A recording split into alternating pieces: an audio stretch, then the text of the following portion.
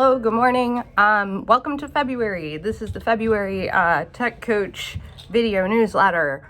I always have a hard time finding like a time and a place to do these. So you can see I'm in the space at Greenwood today, and if you hear something going on, it's PE class over there. So it might not pick up, but if it does, then you know why. Elementary PE, gotta love them. Okay, so let's talk about the February newsletter and what's going on, what's coming up, what's been going on. First of all, February 1st kicks off Black History Month. I know I'm supporting a bunch of projects in a bunch of classrooms. Like it's actually, I'm glad I've gotten a lot of requests for this. So there's a link to an NPR article with some information there. If you have an idea and you just need me to help support it in any way, or want me to just stop by and check out what's going on, like that's cool. February is also the month that we have our Valentine's Day celebrations, Valentine's Day parties. One of my colleagues, Anne, created like a template in Google, I think it's Google Drawing. So if students want to create, notes of kindness, notes of love, not necessarily a Valentine, but it could be. She's got a little template that you can have kids do that. It's kind of a fun activity to write a little note of gratitude for somebody and kind of take Valentine's Day into that sort of focus. People that you love, people that you're, grateful for and thankful for, and sending them a nice note. So the other big thing that happens in February is the IdeaCon conference, and IDEA stands for Illinois Digital Educators Alliance. It's basically our state's tech conference. It's in Schaumburg, and I go every year. I've got a pretty busy schedule at the moment. I posted that in there. If any of you are fortunate enough to get to go, make sure that you stop by and say hello. I am doing a session with my colleague Anne all about the Calm kits that I've done in both districts. I know we did some, this was last year, we did Law in 4th grade did a project with the Calm kit concept. And I know in 7th grade at McKinley we did something too. Let's do it again. Let's do more. If you're interested in any of these things I'm talking about and you're like, what the heck is she talking about? Please reach out.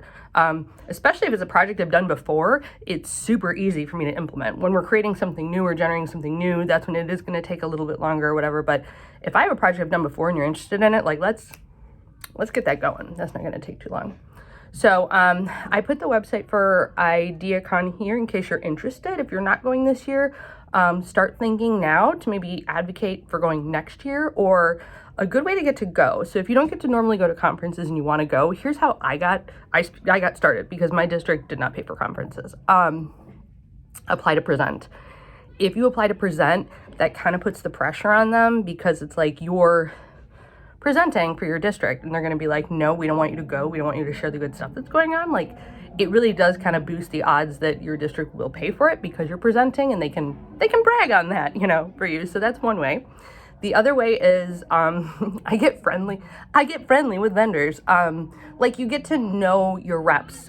So like if there's a tool that you really love, like you're like, I'm really into using Canvas, or I'm really into using WeVideo. If so, let me know, because I can connect you with them. But you get to know them, you share resources and projects and stuff with them. Sometimes you can, leverage those relationships into going to conferences, and they cover it for you, so, or you can hop in their vendor pass, in exchange for talking about how you use the tool in the booth, so that's the thing. I'm pretty scrappy, pretty resourceful. So when I want to go to things, I'll find a way. So if you're interested, or you're like, I would present, but I'm nervous. Like, I present with other people all the time. Like, let's you and I present together. Let's put in something. I'm for it. Let's do that. My friend, Jaritza, she is the author of the books that I, illustrate. She is going to be at IdeaCon. It is literally the first time I'm going to meet her in person. We've done several books together. We've chatted on video, but this first time I'll see her in person. She's going to be at IdeaCon, so pretty psyched about that. And we get to talk about her book and get to meet people and stuff. So, another thing that is going on at IdeaCon is the Chicagoland Google Educator Group, which is often shortened as GEG. So the Chicagoland GEG Every year they have a film festival or like a film contest. So now that some of you are getting into WeVideo, you might want to think about, like, especially like for next year when this comes out, having your kids do a project and like entering it into this contest. It's really cool because the awards ceremony, like we do a little like a viewing of the films, and like the winning groups, they actually get little trophies and stuff, and then usually we try to put the pressure on like our Google friends to like donate little prizes or things. You know, last year there were backpacks that said Google, so this is a good opportunity if you're interested. Keep an eye out, let me know. I can keep you up to date with the GEG Student Film Festival. You can enter your kids' work into contests. Under resources this month, ChatGPT, if you don't know about it, controversial because a lot of people are talking about how to block it and that kids are using this AI, this artificial intelligence, to cheat. But AI, you know, everything's not all bad or all good. You can actually use it to help you as a teacher. So on the Twitters, found a really good resource as to how ChatGPT can be used as a teacher to help you with your job, and sometimes like kind of take some of the load off, some of the stuff that normally like is tedious and takes away from your time. So check it out. If you can use it to help and support you and take some of that stuff off your plate, why not? Got a resource to an iPad and Apple resource about handwriting on the iPads. So for my friends with iPads and littles, check that out. That could be a good use of your iPads. And then I got a little shout out to my boss, to my company, the LTC. They have this graphic that's 8 digital skills every teacher needs. Give yourself a little self-check. How do you feel about these 8 skills? And if you do feel a little, maybe not lacking, but need a little support in one of those areas, LTC has like a whole bunch of free like webinars and PD opportunities, and a lot of times you can earn hours from that. So I did post the link to that as well. So free PD opportunities, like you pick, it's on your schedule. So when you work with me and the LTC, you also have like access to all of our stuff. So please reach out if you want help with that. And then because I work with a bunch of awesome coaches, my fellow colleague coach Emily Poole, she released some accessibility tips on like voice typing and using Google Keep with the students. And then she's even got tips about Wakelet. In case you're like, what is Jen looking at? I'm literally looking at my screen right now while we're talking. So last month, part of last month was National News Literacy Week. So I put in a resource there to the website.